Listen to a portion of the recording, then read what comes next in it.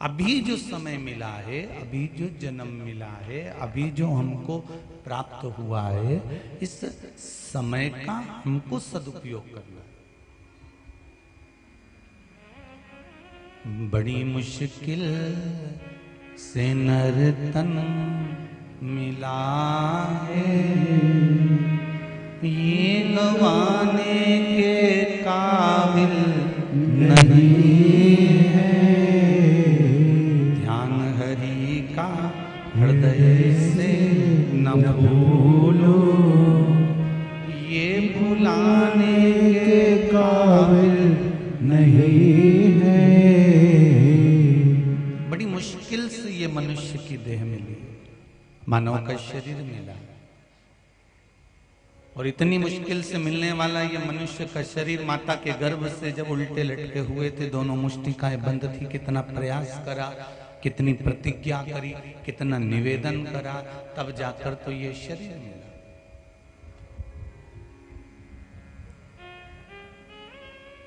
और उसके बाद भी हम इस शरीर का सदुपयोग ना कर पाए, उसके बाद भी हम इस शरीर को भगवान के चरणारविंद में रख ना पाए, तो जीवन बेकार है।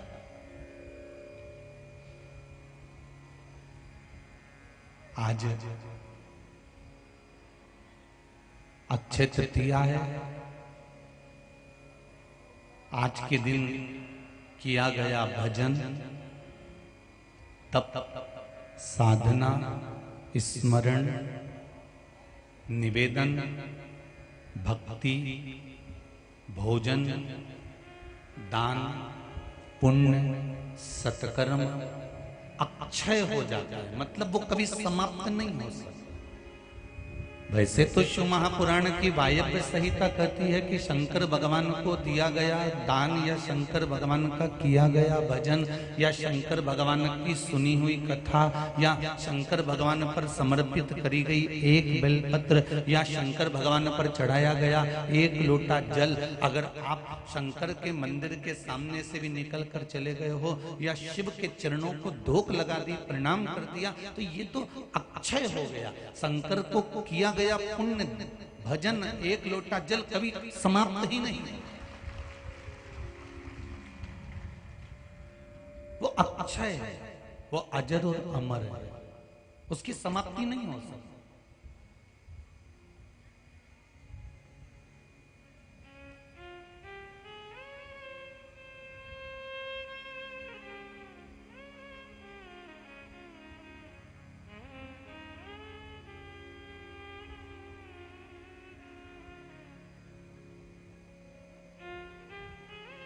भजन में, चित्त में, स्मरण में ये मन निरंतर लगा, उससे बढ़कर कोई सुख नहीं हो सकता।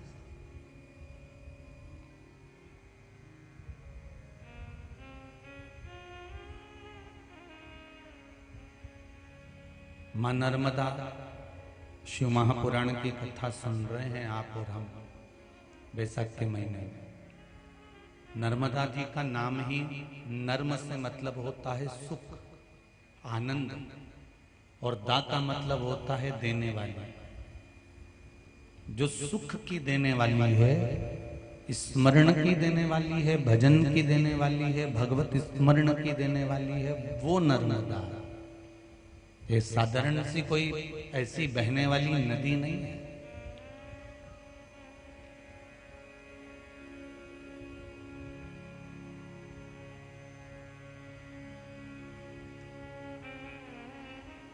और जिस शिव महापुराण को हम सुनने के लिए बैठे हैं बैसाख के महीने में, ये शिव पुराण भी कुछ साधारण नहीं है।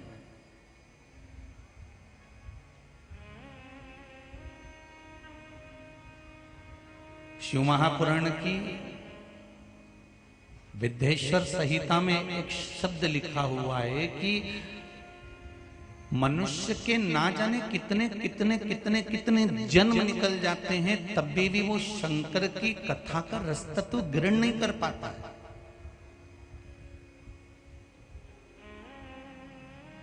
और फिर आखिरी में भटकने के बाद में जब सब दूर डोल लेता है, भटक लेता है, सारे संसार में भटकने के बाद फिर अंत में भगवान शंकर की शरण में आता है तब जाकर उसको कुछ फल मिलता है।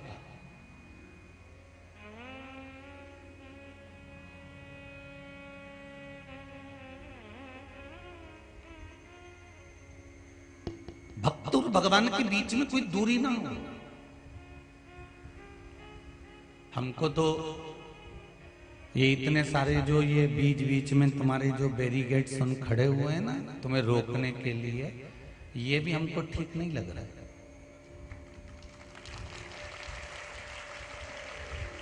केवल ये जो पाइप लगा है यहाँ पर एक बैरिकेड्स होना चाहिए जजमान को बैठने के लिए, बाकी का जितना है नहीं। तुम्हारे और हमारे बीच में कोई पर्दा हो ही नहीं तो मजा ही नहीं आए कथा बाज में। और तुम भी वो झरोका में से ऐसे झांक रहे राम,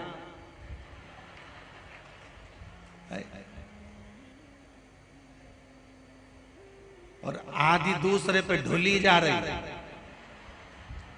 और वो बाजू वाली यूं मारे जा रही।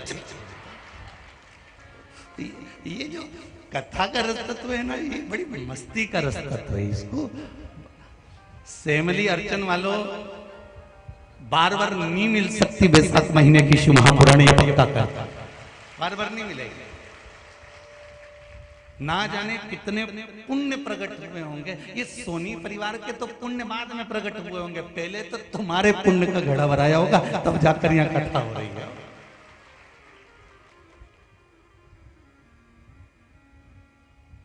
पुण्य का घड़ा पहले तुम्हारा भराया। ना जाने इसमें लिखा है किसी बहन ने, हमने तो एक पशुपति व्रत तो कथा के लिए ही करा कि हम पंडाल में कथा सुन लिया। बताओ तुम्हारा पशुपति व्रत सफल हुआ कि नहीं हुआ? अब एक पशुपति व्रत तो तुमने कथा के लिए कर दिया। अब कथा के लिए करा तो भोलेनाथ जी ने सुनी, और जितने बैठे हो ना सबका मन था बस एक बार हमारा गांव में कथा हो जाए, राम हो, एक बार ये पगला महाराज आ जाए, बस एक बार पकड़ाई आ जाए, फिर देखेंगे। वो तो भला हो बस जीवात्मा का जो चली गई, और उसने जो पीछे से जो कथा करवाई है ये सोनी परिवार ने, बहुत बहुत साधुवाद है, बहुत बहुत धन्यवाद है। ये कहीं सुख की अनुभूति।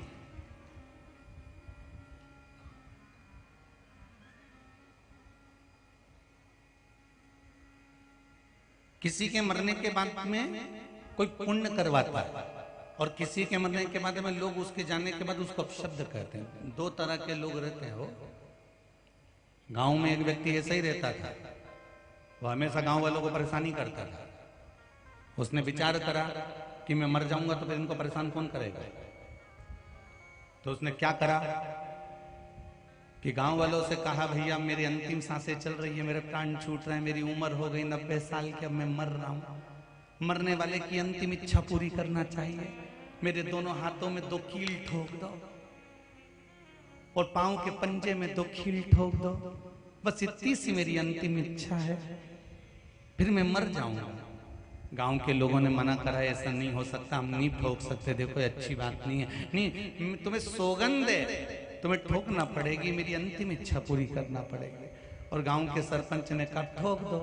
गांव के लोग कीला लाए तो उसके हाथ में ठोका, तो उसके पाँव में ठोका। मरने से पहले उसने एक लेटर लिख दिया था कि मैं मरना नहीं चाहता था, गांव के लोगों ने मुझे कील ठोक के मार दिया। उसने कहा जीते जी मैं लोगों को परेशान करा, मरने के बाद कैसे करूंगा। तो उसने आइडिया निकाला कि ऐसे कर सकता।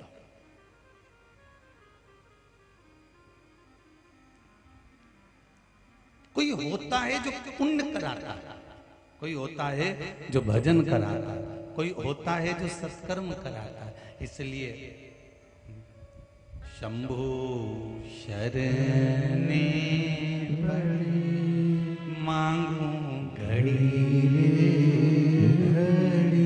दुख काटो, दया करी न दर्शन। ये शिव की कृपा, ये शंकर की अविरल भक्ति।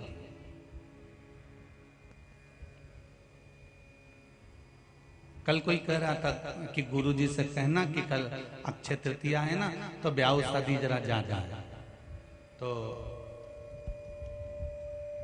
वो शैलेश भैया है ना, उन्होंने कहा होगा कि गुरुजी से कह देना कि जरा ब्याह शादी ज्यादा है तो हो सकता है कि पहले दिन कथा में कम लोग आए, पर बापड़ा हूं तुम काया गए इतना सारा। अब इन्होंने तो कहा कि पहले दिन कम लोग आवेंगे, ऐसा तो हमारा इतना सा कहना था शैलेश भैया, जितने बैठे हैं इनके भी किसी संबंधी की यहाँ का शादी हो रही होगी, पर संबंध दो तरह के होते हैं। एक वो संबंध जिसको निभाना था वो वहां चले गया, और एक संबंध जिसको शंकर से निभाना था वो यहाँ आ गया। ये संबंध की बात है।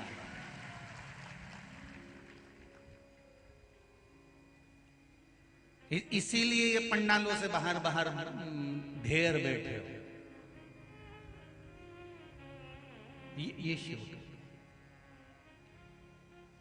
मैंने तेरे ही भरोसे ओ बाबा तेरे ही भरोसे हवा बिच उड़ती जवानी बाबा डोर हटो छठी में कटी जवानी ओ भोले मैं तेरी पतंग शंभो मैं तेरी पतंग हवा बिच उड़ती जावांगी बाबा डोर हथो छठी ना मैं कटी जावांगी। भगवान से केवल एक संबंध हमको जोड़ना, एक रिश्ता बनाना, और शिव महापुराण की कथा केवल एक संबंध जोड़ने का काम करती है। पशुपति व्रत जब हम करते हैं, पशुपति व्रत जब हम धारण करते हैं, भगवान शंकर की आराधना करते हैं, शिव जी के मंदिर में जाते हैं, सुबह पूजन करते हैं, शाम को 6 दिए लेकर जाते हैं, मीठे का प्रसाद लेकर जाते हैं। जब हम शंकर की आराधना करते हैं तब उस आराधना में, शिव की भक्ति में जब हम शंकर के दीप प्रकट करते हैं तो ये शिव से संबंध जोड़ना है कि हम तुम्हारे हैं और तुम हमारे।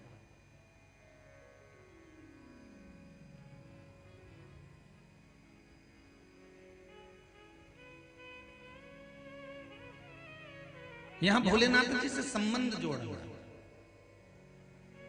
और एक बात बहुत अच्छे से ध्यान रख लीजिए,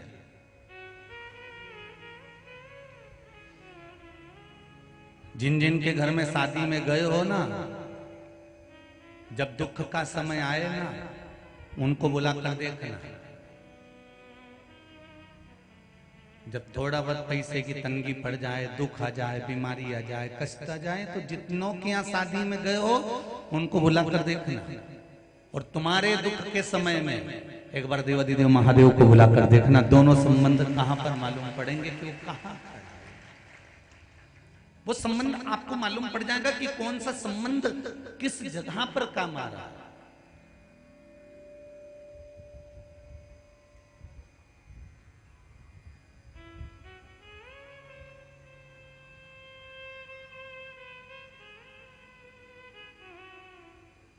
महाराज, परिवार, रिश्ते, नाते, ये तो घर तक के साथी हैं, और घर के बाहर तो इससे तो आगे। भजन ही है साथी, हरि के भजन में अकेला रहेगा। हरे मन दो दिल का मेला रहेगा,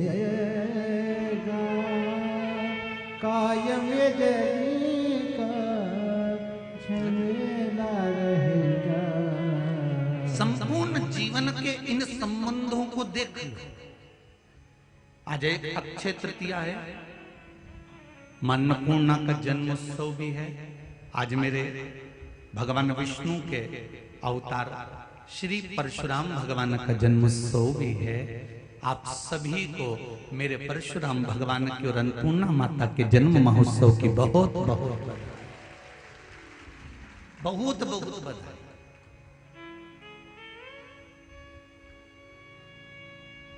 आपको कथा में पहले भी कहा था, राम और परशुराम में एक ही अंतर है। राम जी ने प्रूफ पर प्रूफ दिया। सीता जी की अग्नि परीक्षा हुई, सीता जी को छोड़ दिया गया, किसी के शब्दों पर ध्यान दिया गया।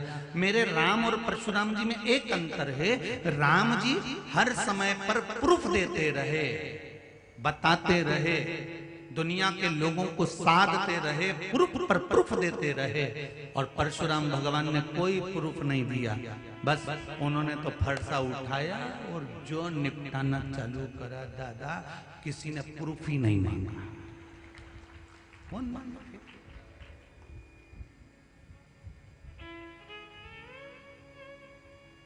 फिर कौन मांगे कि भैया दादा इससे कौन भिड़े?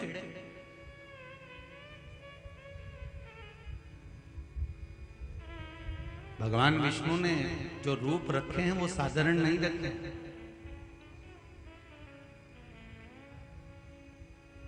भगवान विष्णु ने जो स्वरूप धारण करे हैं वो साधारण नहीं करे। संपूर्ण भारतवासियों को, संपूर्ण देशवासियों को आज माता अन्नपूर्णा के प्रागट्य दिवस की और भगवान परशुराम भगवान के प्रागट्य दिवस की बहुत बहुत बधाई। बहुत बधाई।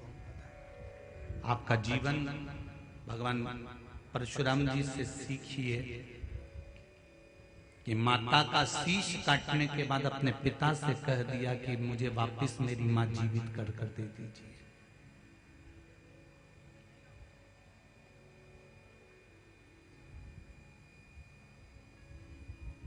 कितनी सुंदर बात कही है, जरा समझ लेना।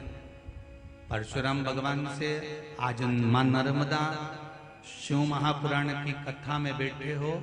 आस्था चैनल पर जितने लोग सुन रहे हैं, फेसबुक यूट्यूब पर जितने लोग सुन रहे हैं, और इस पावन पंडाल में सिमली अर्चन में जितने लोग सुन रहे हैं, ध्यान देना।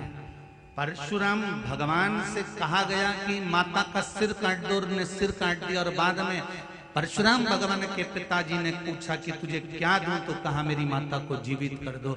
इतनी सी बात हमको सीखना है परशुराम भगवान से कि नर्मदा जी के घाट पर जाकर नारियल फोड़ो, मना नहीं है, खूब फोड़ो, मना नहीं है।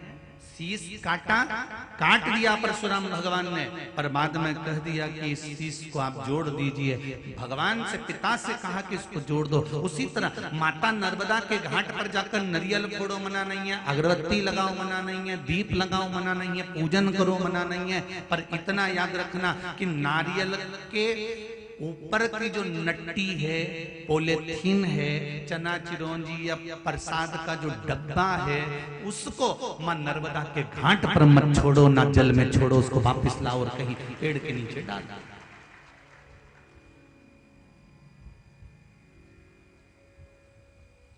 पवित्र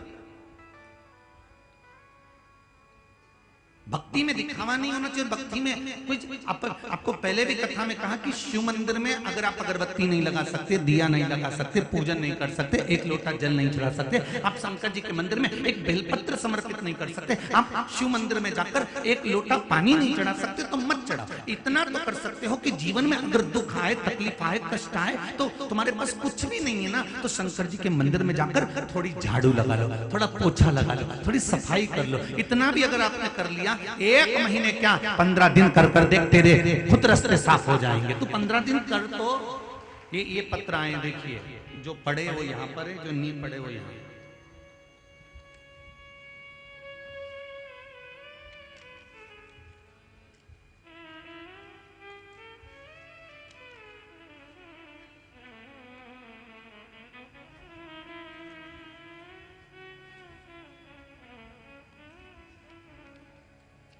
नरेंद्र सिंह जी राजपूत, पिपरिया, जिला नर्मदापुरम। कहीं बैठे हो तो हाथ उठाइए। आप ही हैं? दोनों हाथ हिलाइए जरा। हर हर महादेव। आपने पत्र में लिखा है राजपूत जी, गुरुजी 1 साल से मेरे सीने में दर्द था, डॉक्टर को दिखाया, ईसीजी करवाया, दवाइयां दी, खाने पर आराम लग जाता था, पर दर्द फिर चालू हो जाता था।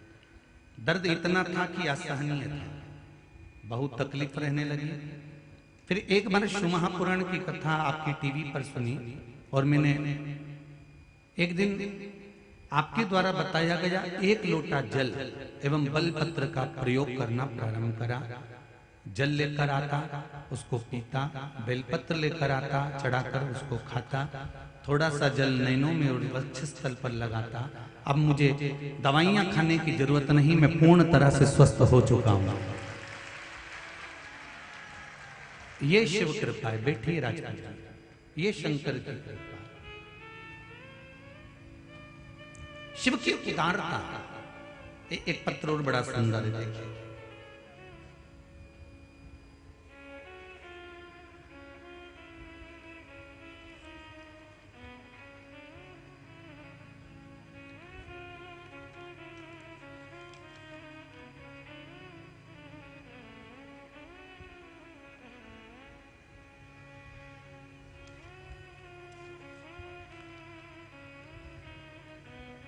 आशा राजपूत इटारसी से आई हूं, ग्राम भट्टी। कहीं बैठी हो आप ही हैं? दोनों हाथ हिला दीजिए पीछे से। हाँ, दोनों हाथ हिला। हर हर महादेव। आशा जी, आपने लिखा है 2 साल से लगातार आपकी कथा सुन रही हूं। महादेव की बड़ी सुंदर कथा का वृतांत सुनती हूं, जिसकी मैं कल्पना भी नहीं कर सकती। ऐसी कृपा मेरे भोलेनाथ ने मुझ पर कर दी। मेरा बेटा एक शादी में गया था, उसकी पुरानी रंजिश के कारणवश मेरे बेटे को 10 लड़कों ने घेर लिया और तलवार और चाकुओं से वार करना प्रारंभ कर दिया। 16 लोगों ने चाकू से वार करा था, तलवार से वार करा था। बेटा घबरा गया, गिर गया। उस बेटे ने केवल एक बार मुख से शंकर का स्मरण करा और क्या देखता है कि वहां से एक पुलिस की गाड़ी आ रही है जिसमें टीआई बैठे हुए हैं। उन्होंने देखते से टीआई ने तुरंत उस बच्चे को उठाया, मेरे बेटे को उठाया और डॉक्टर के पास में हॉस्पिटल लेकर गया। पहले प्रशासन का काम होता है कि जो है उनको पकड़ना, पर पकड़ा बाद में। पहले उसको डॉक्टर के पास टीआई साहब लेकर गए। गुरुदेव, डॉक्टर ने कहा 3 घंटे तक पेट में चाकू पड़े रहने पर और इतने घाव हो जाने पर तो इसको मर जाना था, पर यहां तक अगर ये जिंदा आया है तो इसके ऊपर कोई कृपा ही होगी। उस बच्चे ने डॉक्टर से कह दिया, गुरुदेव मेरी माँ पशुपति व्रत करती है, मुझे भोले बाबा मरने नहीं देगा। ये पत्र में लिखा है आशा जी आपने, मेरी माँ पशुपति व्रत करती है, मुझे भगवान मारने नहीं देंगे, ये विश्वास है।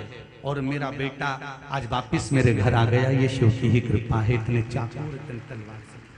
बैठो बहन, हर हर महादेव। शिव की कृपा किसको कहते हैं? अकाल मृत्यु वो मरे जो काम करे, चंडाल का और काल उसका क्या बिगाड़े, जो भक्त हो महाकाल का। अगर शंकर जिसको रख रहे हैं उसको दुनिया का कोई नहीं चख सकता।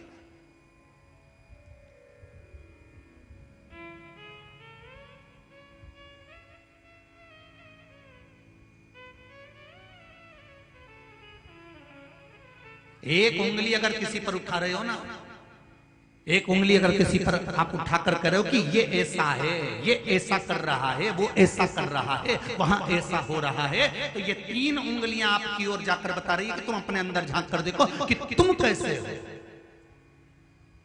तुम्हारी सोच कैसी है, तुम्हारे विचार कैसे हैं, तुम्हारी दृष्टि कैसी है।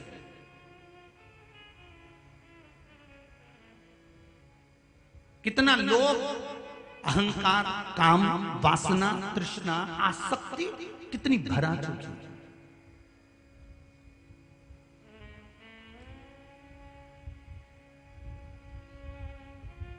भाई जिंदगी में एक बात याद रखिएगा, बनने का प्रयास करिएगा तो सीढ़ी बनने का प्रयास करना कि हम किसी को ऊपर की ओर बढ़ा सकें। किसी का एक आनंद की ओर उसको अग्रण्य कर सके, ये नहीं कि सीढ़ी के पाए तोड़कर उसको नीचे गिरा दिया जाए। प्रयास करना कि आगे बढ़ने का हम और प्रयास करें कि इसको और बढ़ाया जाए।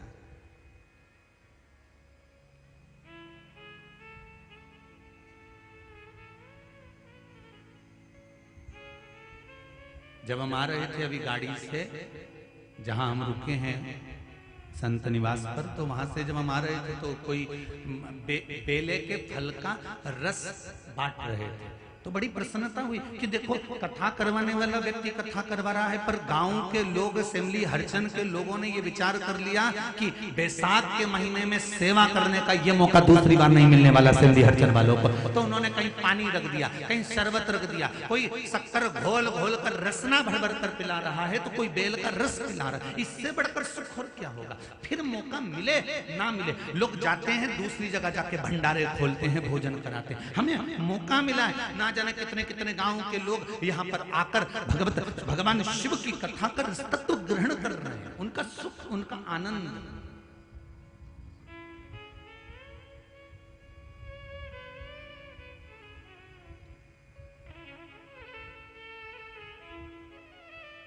और माई नर्मदा के तट पर तो ढेर संत, साधु, सन्यासी, तपस्वी, ब्राह्मण, जोगी सब निवास करते हैं।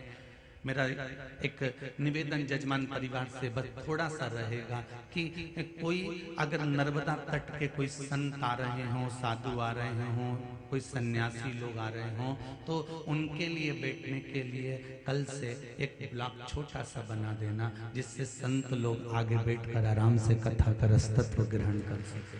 बस इतना सा। कोई साधु, कोई सन्यासी, कोई तपस्वी, कोई संत जन, कोई भी आए नर्मदा तट का, वो नर्मदा महारानी की गोद का पुत्र है, वो सुने कथा रसतत्व।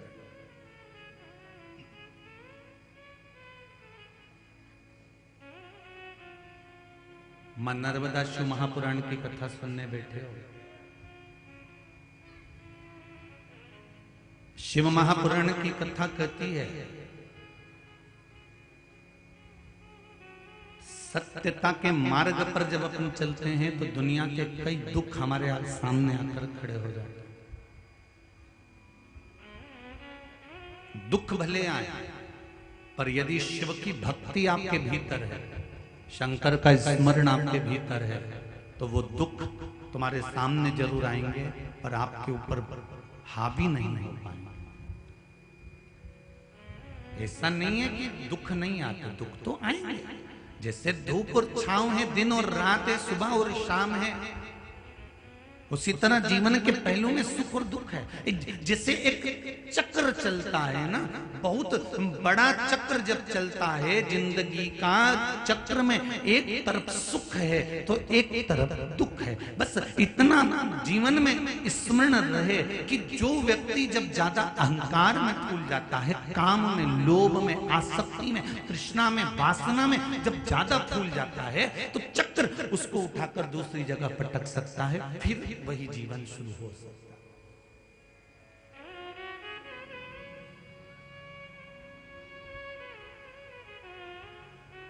भगवान और आया एक बार श्री हनुमान जी महाराज के भीतर भी थोड़ा सा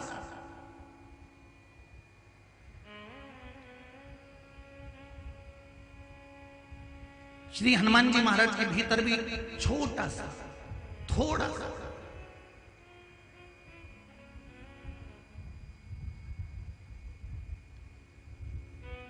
एक भक्ति का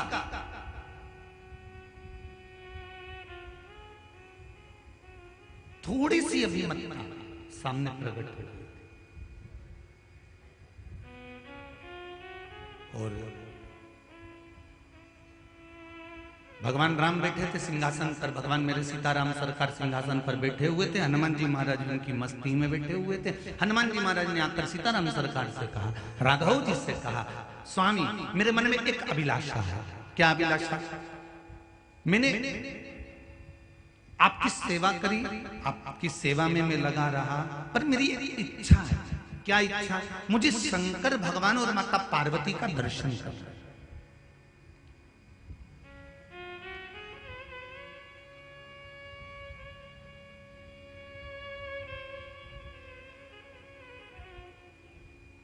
शिव और पार्वती का दर्शन करना है और मुझे कैसे भी बस शंकर और पार्वती का दर्शन मिल जाए। तो राम जी ने कहा एक काम करो ना, कैलाश पर चले जाओ, राम जी का शंकर भगवान और माता पार्वती का दर्शन मिल जाएगा। जाओ कैलाश पर, शंकर पार्वती का दर्शन करना है तो कैलाश चले जाइए। अब एक बात याद रखना, ये कथा आपकी और हमारी है, थोड़ा ध्यान दीजिएगा इस कथा का। मेरे हनुमान जी महाराज जी को राम जी का दर्शन हो रहा है, मेरे हनुमान जी को सीता जी का दर्शन हो रहा है, मेरे हनुमान जी को माता कौशल्या कैकेयी सुमित्रा जी का दर्शन हो रहा है, मेरे हनुमान जी को भगवान विष्णु का दर्शन हो रहा है, मेरे हनुमान जी को देवऋषि नारद का दर्शन हो रहा है, मेरे हनुमान जी को सभी देवी देवताओं का दर्शन हो रहा है। पर हनुमान जी ने ये संवाद भगवान राम जी से कहा कि मुझे शंकर और पार्वती का दर्शन नहीं हो रहा, उनका मुझे दर्शन करना।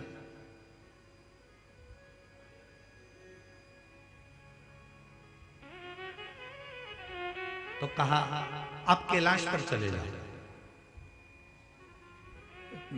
हनुमान जी महाराज ने कहा कैलाश पर्वत पे, हाँ क्या वहां पर शंकर पार्वती का दर्शन हो जाएगा? बिल्कुल हो जाएगा, जाओ जरा कैलाश पर। और हनुमान जी महाराज सीताराम सीताराम सीताराम सीताराम सीताराम सीताराम करते करते करते करते कैलाश पर पहुंचे। अब हनुमान जी तो कैलाश पर पहुंच गए तो बाहर नंदी बैठा हुआ। नंदी ने कहा ए बानर कहां जा रहे हो? आप मुझे जानते नहीं है? नंदी ने कहा मैं आपको पहचानता हूं, आप हनुमान जी हैं ना? हाँ। राम जी के सेवक हैं ना? हाँ। राम जी की भक्ति करते हैं ना? हाँ। यहाँ क्यों आए हो? मुझे शंकर जी और पार्वती जी का दर्शन करना है। तो नंदी ने कहा हनुमान मैं तुम्हें दर्शन तो करा देता, मना नहीं है हनुमान जी, पर दिक्कत केवल एक छोटी सी है।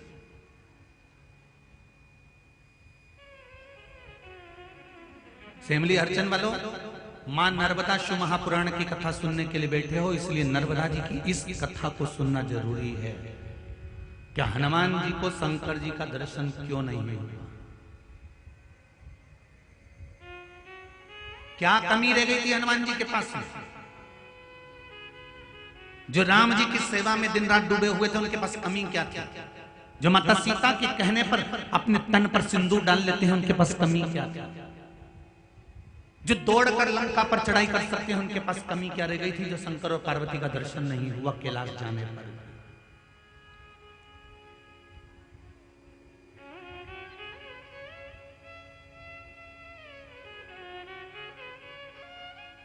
जो पल में लंका में आग लगा सकते हैं, वो शंकर और पार्वती का दर्शन क्यों नहीं पा रहे?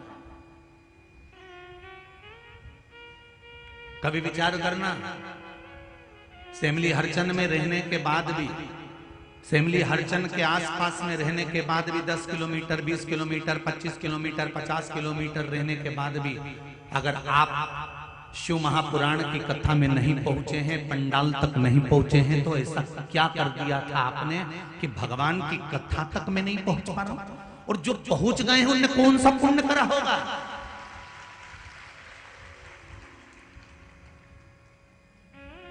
मेरा तो माताओं से भी कहना है, अपने अपने पतियों से कह देना कमाने के लिए जिंदगी पड़ी है, और किसके लिए जोड़ रहे हो? सवेरे 8 बजे से दुकान खोलकर बैठते हो, रात के 9 बजे तक दुकान खोलकर बैठते हो, किसके लिए कमा रहे हो? पत्नी और बच्चों के लिए। जब अंतिम समय में प्राण छूटेंगे और ऊपर जाओगे, तब वो यम के दूत भी कहेंगे दुकान पर बैठकर नौकरी में सर्विस में झूठ तूने बोला, प्रपंच तूने बोला, गलत तूने बोला, छल तूने करा, कपट तूने करा, बेईमानी तूने करी, इसलिए तुझे नरक भोगना पड़ेगा। तो वो जीवात्मा कहती है मैंने तो अपनी पत्नी के लिए कमाया था, मैंने बच्चों को आगे बढ़ाने के लिए कमाया था, मैंने बच्चों के लिए करा था, इसलिए मैंने झूठ बोला था, इसलिए मैंने कपट करा था, तो मुझे नरक भेज रहे हो तो मेरी पत्नी और बच्चों को भी भेजो। तो यम के दूत कहेंगे झूठ तूने बोला, छल तूने करा, कपट तूने करा, बेईमानी तूने करी, इसलिए सुन ले भेरू भोगेगा भी तू, कोई दूसरा नहीं भोगने वाला। तो मेरी माताओं से निवेदन, तुम तो जोरदार खजूर वाली चोटी वोटी बना के रहे हो, अपने कोई टेंशन नहीं, जरा सी रत्ती भर की जो होगा आग लगे बस्ती में अपन रहे हो मस्ती में। बस इतना जरूर करना कि अपने अगर सेमली हरचन के 50 किलोमीटर 60 किलोमीटर 100 किलोमीटर के दायरे में रहते हो तो एक बार पति से जरूर कह देना, सुनो जी सुनो, मैंने कथा का सुना है, नर्मदा भी नहा लेंगे और नर्मदा की शिव महापुराण भी सुन लेंगे, जरा चले के 5 मिनट होके आए, चले।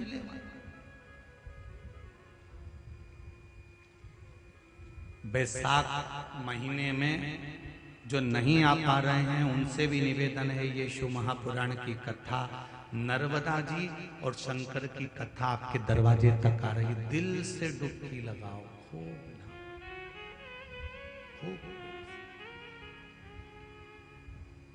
और कोई इससे बाँचने वाला कोई दूसरा नहीं, शिव शंकर है, करवाने वाला कोई दूसरा नहीं, शिव शंकर है, और सुनने वाला कोई दूसरा नहीं, शिव शंकर, कोई दूसरा।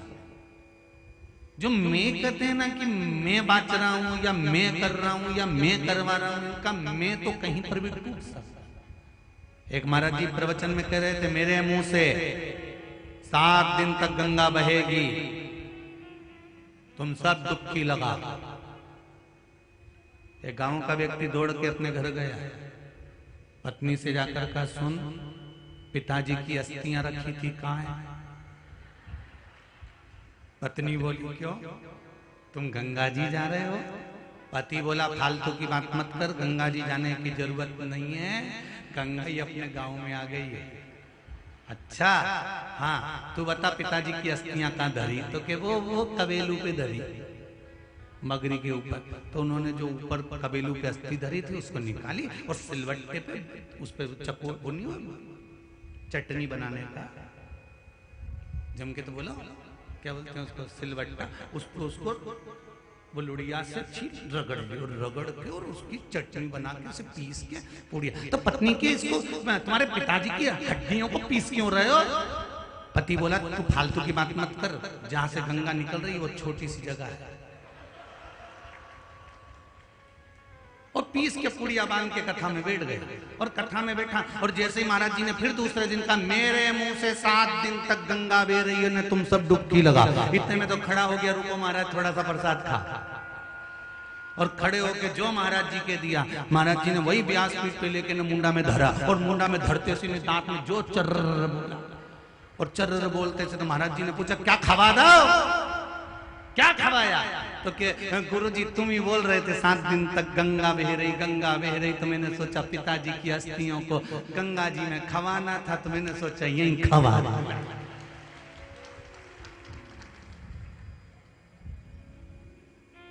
तो जहां मैं जुड़ा हुआ है, जहां पर अहंकार जुड़ा हुआ, वो अहंकार कभी भी समाप्त हो सकता।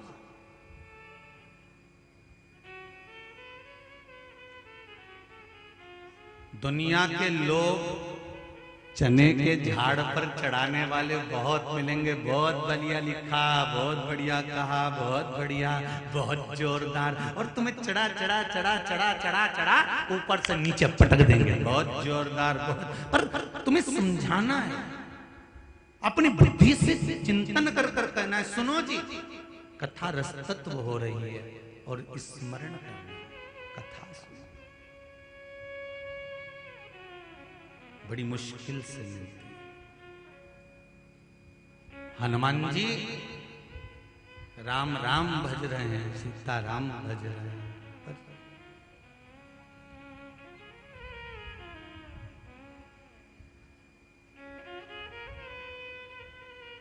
कहां आ रहा? मुझे शिव जी का दर्शन करना, शिव जी का दर्शन। ओ हनुमान जी से नंदीश्वर कह रहे हैं कि तुम्हें शंकर जी का दर्शन नहीं हो सकता, वापिस लौट जाओ। मुझे जानते हो आप? हनुमान जी ने कहा, मुझे पहचानते हो? हाँ पहचानता हूं। जब थोड़ा सा अहम अहंकार व्यक्ति का ऊपर बढ़ता है ना, तो वो कह देता, तुम मुझे जानते हो?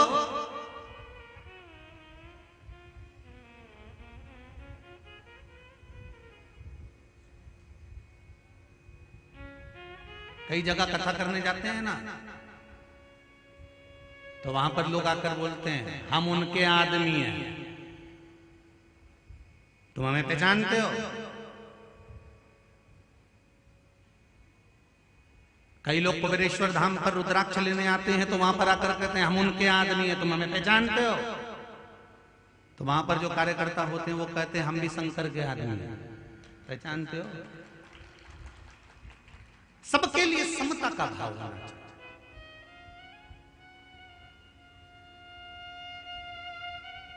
अगर एक गरीब व्यक्ति भी रुद्राक्ष लेने खड़ा है तो एक सेठ साहूकार भी रुद्राक्ष लेने के लिए खड़ा हुआ है। समता का भाव रखिए, दृष्टि में सम रखिए। कितना बड़ा दोष है साहब, सनातन धर्म के भीतर कितना बड़ा दोष बताया, जरा देखिए। पहले जब शादी होती थी तो शादी में जब लोग भोजन करने बैठते थे तब एक पंगत भंडारे की, जब भोजन करने बैठते थे भंडारे की या संत भोज की या साधु भोज की जब पत्तल लगती थी, पंगत लगती थी, विवाह की जब पंगत लगती थी तो एक जैसी पंगत जब लग जाती थी, उस पंगत में लगने के बाद एक साथ भोजन चालू होता था। बोलो सही है कि गलत है? एक साथ भोजन करने के बाद लोग उठते थे, एक साथ भोजन करने बैठते तो एक साथ उठते थे। और जो परसगारी करने आता था, गुलाब जामुन लेकर आया, चाहे बर्फी लेकर आया, चाहे पूड़ी लेकर आया, चाहे सब्जी लेकर आया, सबसे पूछते पूछते पूछते पूछते जाता था। ये नहीं कि उसका पहचान वाला वहां बैठा है तो वहां पहुंच गया और गुलाब जामुन दे दी। क्यों? क्योंकि अगर पहचान वाले को गुलाब जामुन दे दी और यहां से लेकर वहां तक में अगर 14 लोग बैठे हुए, 15 लोग बैठे हुए, उन 15 लोगों को नहीं पूछा और उनको अगर गुलाब जामुन नहीं दिए तो वो 15 के भूखे रहने का दोष तो जिसने अपने पहचान वाले को गुलाब जामुन दिए उसको लग जाता था और 1 वर्ष तक उसको अन्न का निवाला देवयोग से नहीं बन पाता।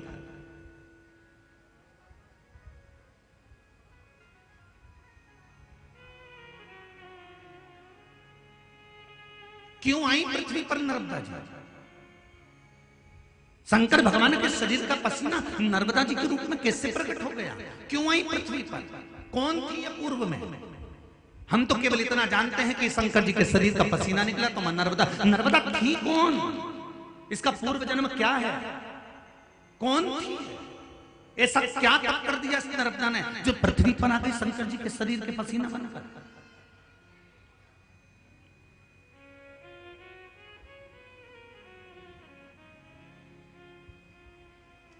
बहुत सारे प्रश्न हैं मां नर्मदा जी से जुड़े हुए कि पूर्व में नर्मदा कौन थी, कहां से आई? शंकर भगवान के शरीर का पसीना और 12 वर्ष की प्रकट हो जाना, अमरकंटक में आ जाना, मेखल की सुता बन जाना, मेखल की बेटी बन जाना और सोनभद्र के साथ में विवाह का प्रस्ताव हो जाना, ये तो सब बात आप लोगों ने सुन रखी है, इसका कोई वो नहीं। पर मूल बात पर चलना है शिव महापुराण की कि नर्मदा पूर्व में कौन थी, कौन थी, क्यों आई?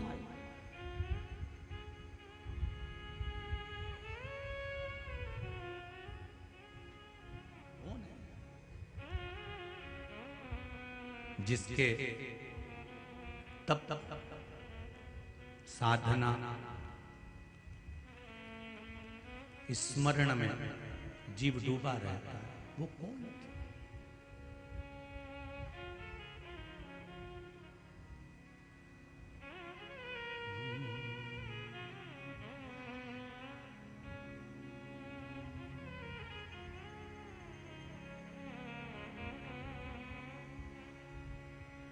तेरे जल में नहा के सब तर जावे रेवा हो रेवा,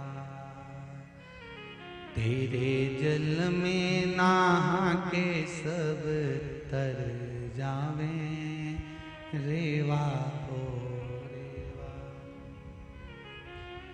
रेवा हो रेवा, रेवा हो रेवा, रेवा हो रेवा,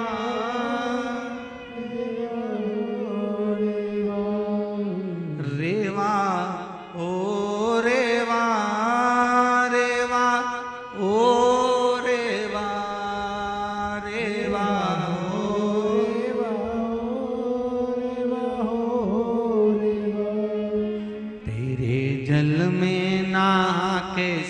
तर जावे रेवा हो रेवा।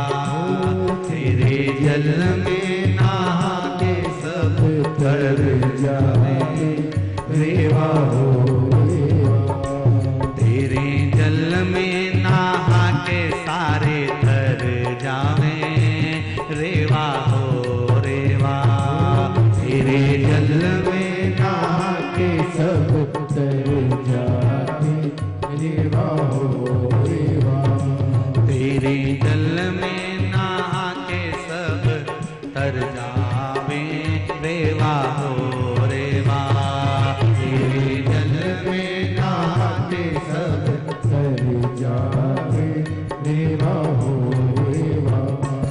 रेवा हो रेवा। रेवा हो रेवा। रेवा हो रेवा। रेवा हो रेवा। रेवा हो रेवा। रेवा हो रेवा। रेवा हो रेवा। रेवा हो रेवा। ओ रेवा हो रेवा। रेवा हो रेवा। रेवा हो रेवा। ओ रेवा हो रेवा। रेवा हो रेवा। रेवा हो रेवा। रेवा हो रेवा। तेरे जल में नहा के सब तर जावे रेवा हो रेवा।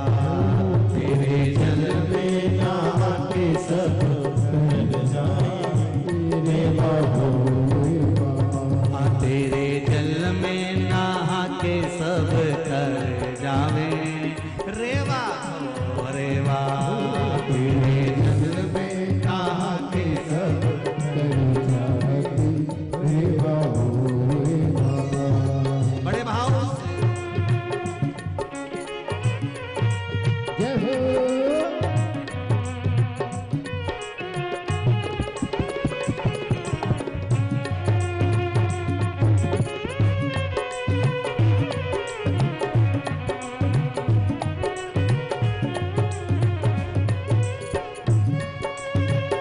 पीछे वाले भी दोनों हाथों से ताली से बजाएं। हर तरफ से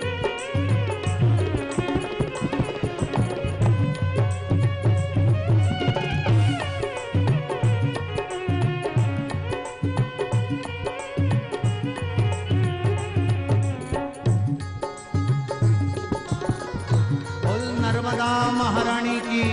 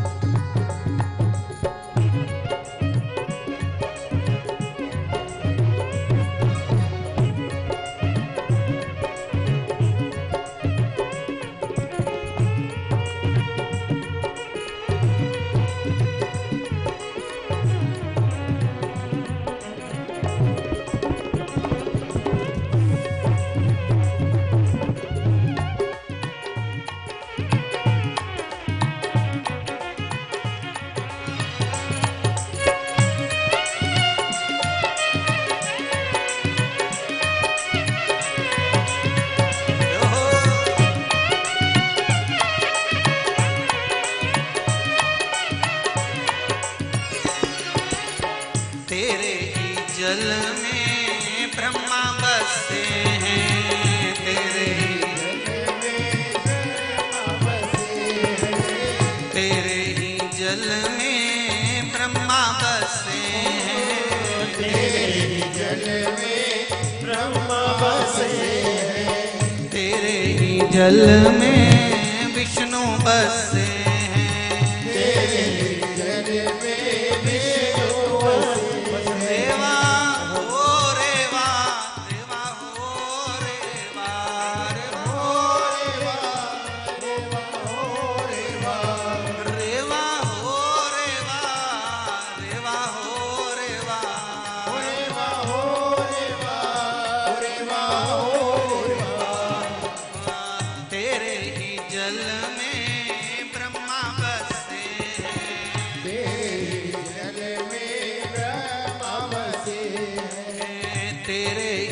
जल में विष्णु बसे तेरे जल में विष्णु बसे तेरे जल में ही साधु नहावे हो रे वा मैया तेरे ही जल में साधु नहावे हो रे वा मैया हो रे वा मैया। दोनों हाथों से बोले जय हो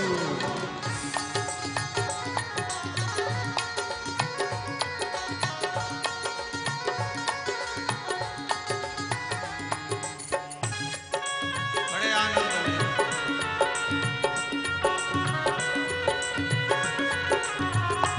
शंकर भगवान की जय नर्मदा मैया की जय जय हो शंभो तेरे जल में नहा के सब तर जावे रेवा ओ रेवा तेरे जल में नहा के सब कर जाते रे बाबू रे बाबा तेरे जल में नहा के सब तर जावे रेवा हो रेवा तेरे जल में नहा के सब तर जाए रे बाबू रे बाबा रेवा हो रेवा रेवा हो रेवा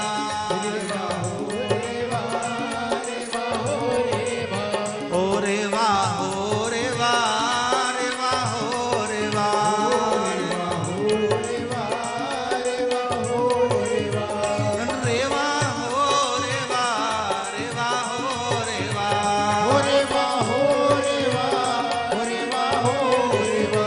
ओ रेवा हो रेवा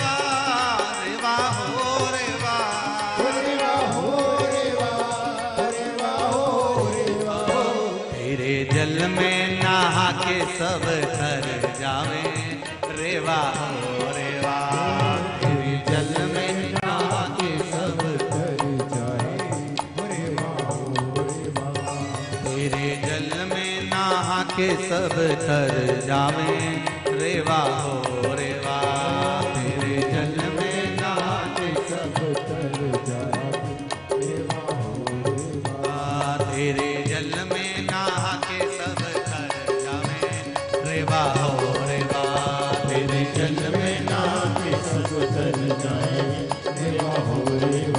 तेरे जल में नहा के सब तर जावे रेवा हो रेवा मेरे जल में नहा के सब तर जाए रेवा हो रेवा नर्मदे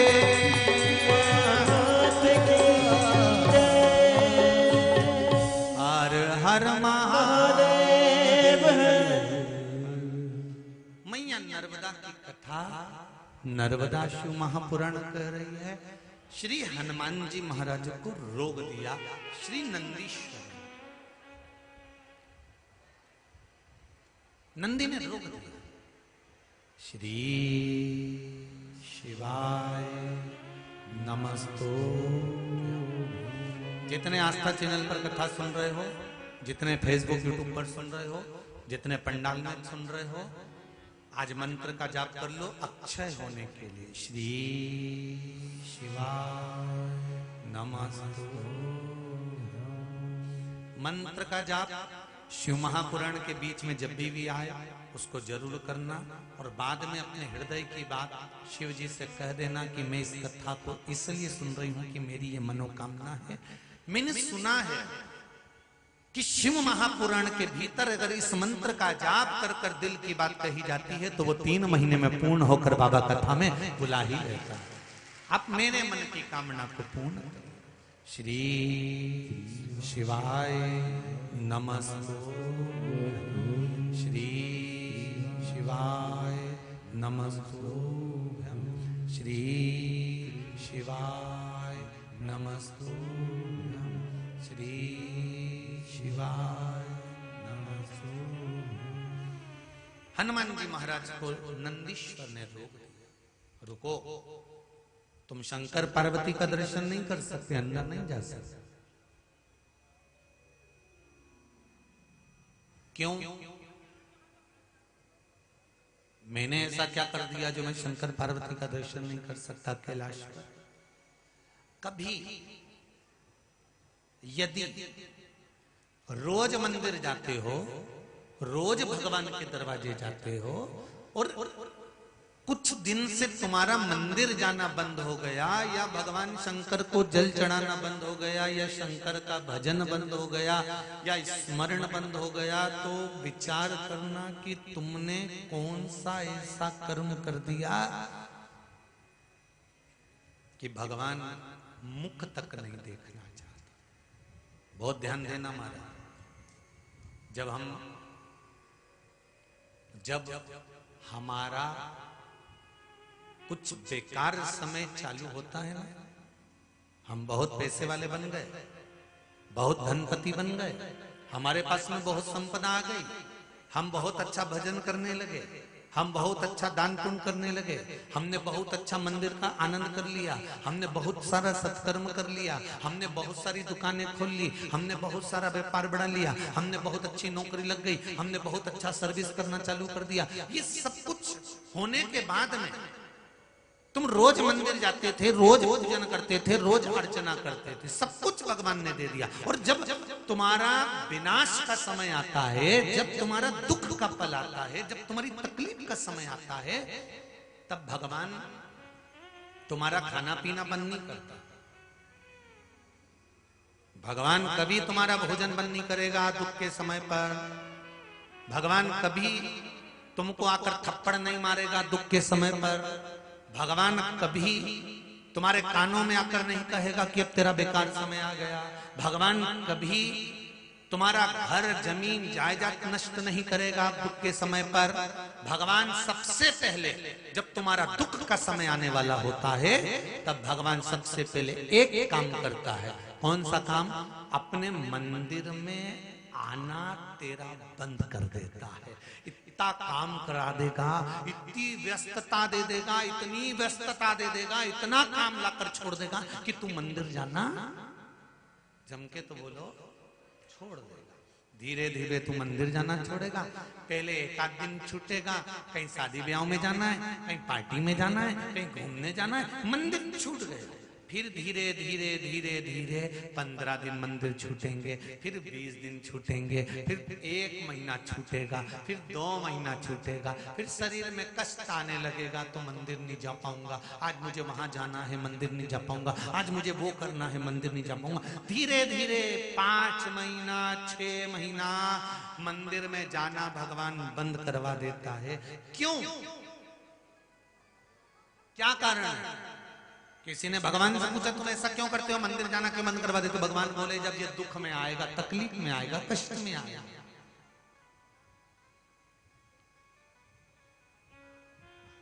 कष्ट की घड़ी जब इसके पास में आएगी, तब मैं इसको दुखी नहीं देख सकता। और मेरे मंदिर में आता है, लोग क्या कहेंगे? खूब कथा सुनती थी, टीवी खोल के आस्था चैनल के सामने बैठी रहती थी, दिन भर मोबाइल पर सुनती थी, इतना जब पशुपति व्रत करती थी, और अगर इसको दुख आएगा तो लोग, अगर ये मंदिर आती रही आती रही आती रही, आता रहा और दुख आ गया तो लोग क्या कहेंगे? इतना मंदिर जाने के वाले के ऊपर इतना दुख आ गया, तो लोग कुछ तो कहेंगे ना। फिर नाम इसका खराब नहीं होगा, नाम तो देव अधिदेव महादेव का खराब होगा। इसीलिए भगवान ने कहा सबसे पहले मैं इसका भजन छुड़ाऊंगा, मंदिर छुड़ाऊंगा, कीर्तन छुड़ाऊंगा, नाम जाप छुड़ाऊंगा, कथा सुनना छुड़ा दूंगा, तब फिर दुख आएगा, चल जाएगा। तो एक निवेदन आप सबसे है, प्रभु तेरा द्वार न छूटे, छूट जाए संसार, प्रभु तेरा संगी छूटे, साथी छूटे, सब कोई छूटे, छूट जाए परिवार, प्रभु तेरा द्वार ना छूटे। हे भगवान भगवान सब कुछ छूट जाए, हमारा कुटुंब कबीला नाते रिश्ते सब कुछ छूट जाए, पर इतनी कृपा मेरे भोलेनाथ करना, नहीं छूटे तेरा भजन और कीर्तन, ना सत्संग छूटे रे, नहीं छूटे तेरी कथा कीर्तन, ना पुराण छूटे। हे भगवान सब छूट जाए पर ये नहीं छूटे। अगर ये छूट गया तो फिर समझ लो घड़ी चलते चलते चलते चलते दुख की ओर आने लगी, फिर आने लगी। तेरे दरवाजे की चाकरी, तेरे दरवाजे की नौकरी, एक पत्र आया